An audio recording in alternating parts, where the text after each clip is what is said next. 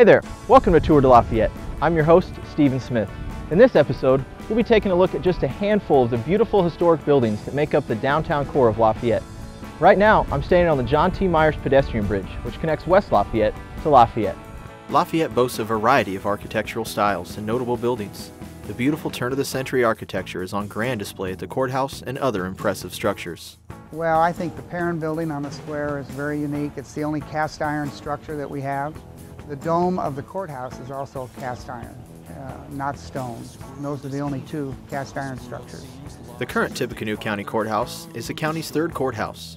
It was listed on the National Register of Historic Sites in 1973. The shape of the building is a large 150-foot Greek cross. From the ground to the top of the statue, the building measures 226 feet. Indiana limestone and brick were used for construction of the walls. The courthouse has 100 columns, 9 pieces of statuary, and a cast iron dome containing 4 large clock faces and a bell. In 1887, a statue of the Marquis de Lafayette was added to the northeast corner of the courthouse square. The statue, sculpted by Laredo Taft, rests atop a fountain. This location has become a popular place to relax and enjoy the sights and sounds of downtown Lafayette. Now apartments, the Lahr Building originally opened in 1831 as a hotel. Famous guests include President Ulysses S. Grant, writer Mark Twain, and poet James Whitcomb Riley.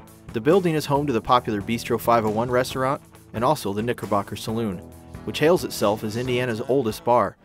We're here with Billy Brand, the dining room manager here at Bistro 501. He also lives and performs downtown as well. Billy, can you tell us a little bit about those experiences for you? Yeah, I've been living in downtown since about 2002. I just met other people who lived in downtown and I found a different social scene. And I like the sense of history about it, and I like the sense of togetherness that as a neighborhood. I hadn't really lived anywhere yet in Lafayette that there was a larger area that had that sense of community. And I think that has existed in downtown here probably for well over 100 years, but I was happy to move into it and meet the people that I met. The Lafayette Theater at 600 Main Street opened in 1938 and operated until 1990. Until its restoration, which began in the early 2000s, the theater sat empty. It now hosts many different events, including banquets, receptions, classic movie showings, and even Monday Night Football gets its moment on the big screen. McCord Candies has operated in downtown Lafayette since 1912. It is one of the oldest operating soda fountains in Indiana and the entire Midwest. One of the store's greatest traditions is its handmade candy canes. McCord takes orders from around the world for these handmade favorites.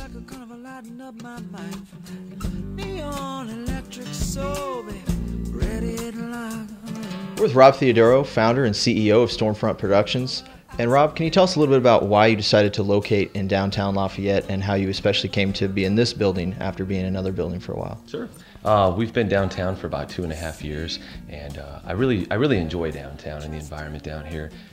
For having a media company here in the area, it really gives us kind of an old vibe with a young technology feel as well. So it was really nice, and fortunately there were a lot of places that we were able to find that we really liked over on Main Street. And we found this one, it really was the best fit for us. We wanted a building that we could occupy the entire building and have a little bit of space to grow into. Terracotta is a complex and unique building material that gained popularity in the early 20th century and decorates some of Lafayette's grandest architectural treasures. Among these great examples of terracotta are the Murdoch Building at 226 North 6th Street, the Oppenheimer Building at 400 Main Street, and the Ross Building at 312 Main Street. The David E. Ross Building is an example of the Gothic Revival style of architecture. Characterized by pointed arches and ribbed vaulting, Gothic Revival stemmed from a movement of the 18th and 19th centuries aimed at reviving the spirit and forms of Gothic architecture. Located at 111 North 6th Street, the Long Center for the Performing Arts originally opened in 1921 as the Mars Theater. It has been a staple of the community since its construction and is home to the Lafayette Symphony Orchestra and the mighty Wurlitzer organ. The theater was donated to the city in 1977 and renamed the Long Center. We're with Bill Farner, house manager of shows here at the Long Center. Well, what does the Long Center mean to downtown? We are the performing arts theater.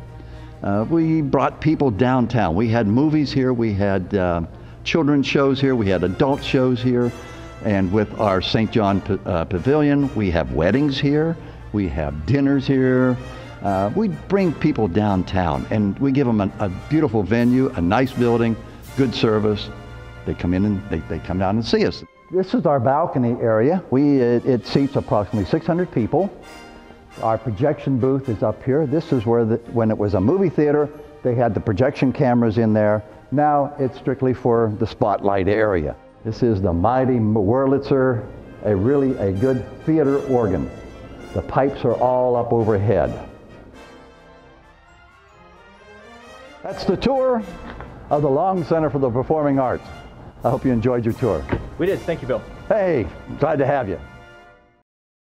Built in 1843, the John Purdue Block on 2nd Street was said to be the largest commercial trade center of its time, west of New York City. It was originally a row of 12 buildings running from Columbia to South Street.